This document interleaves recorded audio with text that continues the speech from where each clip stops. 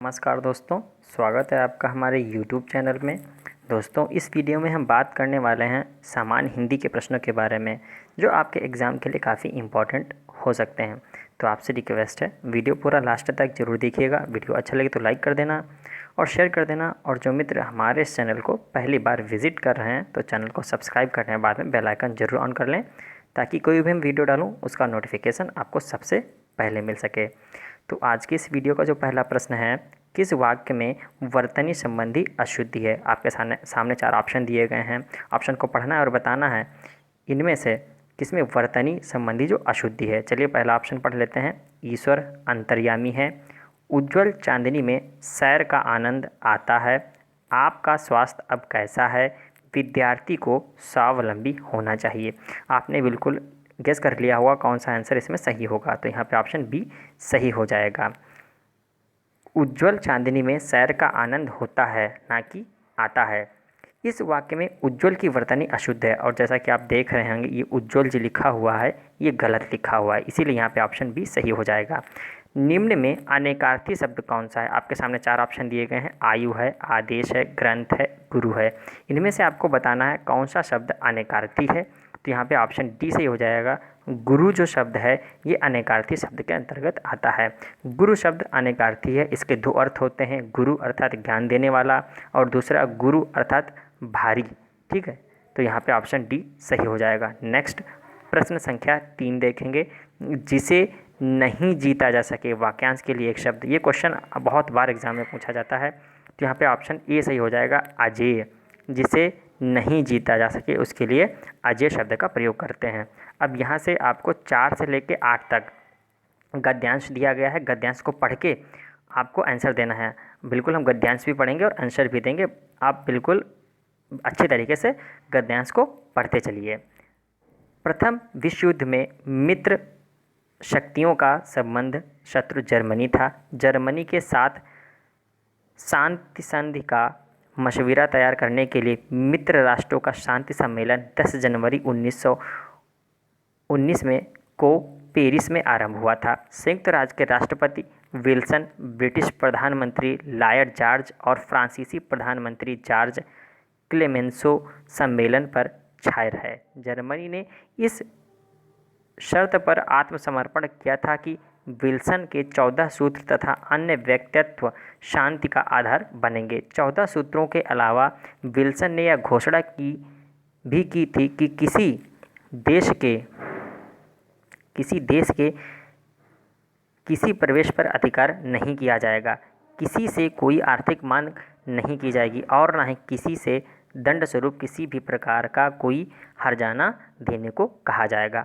गद्यांश आपका समाप्त हो जाता है। अब यहाँ से हम बात करेंगे आपके जो आंसर्स हैं, आपको आंसर देने हैं। आपने पढ़ ही लिया होगा मित्र शक्तियों का प्रमुख शत्रु कौन सा था। आपने जैसा कि पढ़ा मित्र शक्ति का जो प्रमुख शत्रु था तो ये जर्मनी था। ऑप्शन सी यहाँ पे सही हो जाएगा। मित्र राष्ट्रों का सम्मेलन कहाँ हुआ था ये भी आपको पता होगा। तो आपने अभी गद्यांश में पढ़ा तो ये मित्र राष्ट्रों का सम्मेलन जो है ये पेरिस में हुआ था। चलिए नेक्स्ट, शांति सम्मेलन के समय संयुक्त राज्य अमेरिका का राष्ट्रपति, ये भी बहुत अच्छे तरीके से आपने पढ़ा था। तो यहाँ पे ऑप्शन डी सही हो जाएगा, विल्सन। नेक्स्ट प्रश्न संख्या 7, जर्मनी में आत्मसमर्पण का मुख्य आधार क्या था। तो यहाँ पे ऑप्शन ए सही हो जाएगा, विल्सन के 14 सूत्र। जर्मनी के समर्पण का मुख्य आधार विल्सन के 14 सूत्र थे।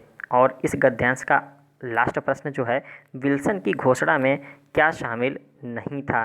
तो यहाँ पे ऑप्शन डी सही हो जाएगा, ये शामिल नहीं था। बाकी दंड स्वरूप हर्जाना नहीं लिया जाएगा, कोई आर्थिक मांग नहीं की जाएगी, किसी भी देश के किसी प्रदेश पर अधिकार नहीं किया जाएगा, जैसा कि लास्ट वाली लाइन में गद्यांश में था। चलिए नेक्स्ट प्रश्न संख्या 9, मोस्ट इंपॉर्टेंट क्वेश्चन है। उपमेय में उपमान का निषेध रहित आरोप हो तो कौन सा अलंकार होता है। तो यहाँ पे अगर उपमेय में उपमान का निषेध रहित आरोप हो तो वहाँ पे रूपक अलंकार होता है। यहाँ पे ऑप्शन बी सही हो जाएगा। प्रश्न संख्या 10 देखेंगे। सुवर्ण को खोजत फिरत कभी व्यभिचारी चोर पंक्ति में कौन सा अलंकार है। मोस्ट इंपॉर्टेंट क्वेश्चन है। तो यहाँ पे ऑप्शन सी सही हो जाएगा। दी गई पंक्ति में जो है सुवर्ण शब्द में श्लेष अलंकार है। सुवर्ण का प्रयोग एक ही बार हुआ है, परंतु कवि को प्रसंग में सुवर्ण का अर्थ अच्छे वर्ण, कर्मचारी के प्रसंग में इसका अर्थ सुंदर और चोर के प्रसंग में इसका अर्थ सोना, अर्थात यहाँ पे श्लेष अलंकार हो जाएगा। नेक्स्ट, ये तो बहुत इजी प्रश्न है। विभत्स रस का स्थायी भाव, तो यहाँ पे ऑप्शन डी से हो जाएगा जुगुप्सा। अक्सर रसों से प्रश्न जो है फंस जरूर जाता है। भाव जिसके हृदय में रहते हैं उसे क्या कहते हैं, तो यहाँ पे 12 के लिए ऑप्शन ए सही हो जाएगा आश्रय। भाव जिसके हृदय में रहते हैं उसे क्या कहते हैं, आश्रय। दशानन में कौन सा समास है, मोस्ट इंपॉर्टेंट क्वेश्चन है, तो यहाँ पे ऑप्शन सी सही हो जाएगा। दशानन में बहुव्रीहि समास है, अर्थात रावण हो जाएगा यहाँ पे दशानन से आशय। ठीक है।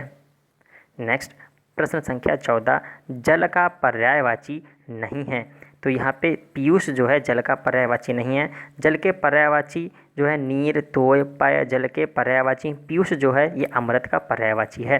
कृतज्ञ क्या विलोम आपको बताना है, तो यहाँ पे ऑप्शन बी से हो जाएगा कृतज्ञ। कृतज्ञ का विलोम कृतज्ञ होगा।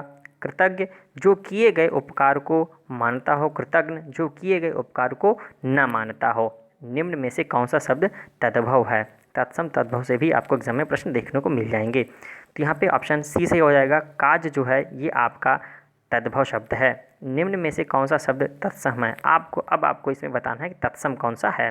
तो यहाँ पे ऑप्शन ए से हो जाएगा भ्राता, ये जो है ये तत्सम शब्द है। तत्सम शब्द है भ्राता, इसका तद्भव होता है भाई। नेक्स्ट, प्रश्न संख्या 18, वागीश का संधि विच्छेद कौन सा होगा, मोस्ट इंपॉर्टेंट क्वेश्चन है। तो यहाँ पे ऑप्शन बी सही हो जाएगा और सरल भी, काफ़ी बार एग्जाम में पूछा गया है। वाक धन ईश, वागीश। किए गए उपकार को मानने वाला, तो किए गए उपकार को मानने वाला कृतज्ञ, अभी मैंने आपको बताया था, ऑप्शन सी सही हो जाएगा। नेक्स्ट, दोहरा लाभ अर्थ के लिए सही लोकोक्ति कौन सी होगी, तो यहाँ पे ऑप्शन डी सही हो जाएगा आम के आम, गुठलियों के दाम, दोहरा लाभ।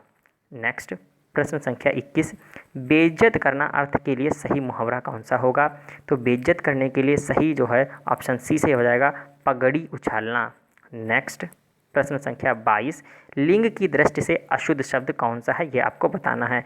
मोटा सा आदमी आया, आपकी चरित्र अच्छी है, ये तो सीधा सीधा यहाँ पे ऑप्शन बी जो है यही सही हो रहा है, क्योंकि आपका चरित्र अच्छा होगा, ना कि आपकी चरित्र अच्छी है। नेक्स्ट, प्रश्न संख्या 23, वचन की दृष्टि से अशुद्ध वाक्य कौन सी है, तो यहाँ पे फिर से हम पढ़ लेंगे ऑप्शन को ताकि आसानी हो जाए। प्रत्येक व्यक्ति यही कहेगा, हर एक कुआं मीठे जल का नहीं होता, मैं उनकी सज्जनता पर मुग्ध हूँ, उनका प्राण निकल गए। बिल्कुल यहाँ पे ऑप्शन डी आपको पढ़ने में ही अशुद्धि निकल के आ रही है। नेक्स्ट, प्रश्न संख्या 24, राजा ब्राह्मण को धन दिया, वाक्य में जो है कारक कौन सा है, ब्राह्मण जो है इसमें कारक आपको बताना है कौन सा होगा, तो यहाँ पे ऑप्शन सी से हो जाएगा संप्रदान कारक। राजा ने ब्राह्मण को धन दिया में संप्रदान कारक, क्योंकि जिसे कोई वस्तु दी जाती है वह संप्रदान कारक होता है। निम्न में से कौन सा वाक्य भूतकाल का है, मोस्ट इंपॉर्टेंट क्वेश्चन है, तो यहाँ पे भूतकाल का ऑप्शन ए सही हो जाएगा। यदि वह जाता है तो मैं भी जाता, यदि वह जाता है तो मैं भी जाता भूतकाल का वाक्य है। इसे हेतु मजबूत भी कहा जाता है। इसमें एक वाक्य का होना दूसरे वाक्य पर भी निर्भर करता है। नेक्स्ट, प्रश्न संख्या 26, त्रिफला में कौन सा समास है, तो यहाँ पे ऑप्शन ए से हो जाएगा द्विगु समास है। त्रिफला 3 फलों का, जिसमें हर्ड, बहेड़ा, आंवला का संयोग होता है, उसे त्रिफला कहते हैं, इसमें द्विगु समास होगा। प्रश्न संख्या 27, निम्न में से कौन सा अल्प विराम है, तो यहाँ पे ऑप्शन सी सही हो जाएगा, अल्प विराम का ये चिन्ह है।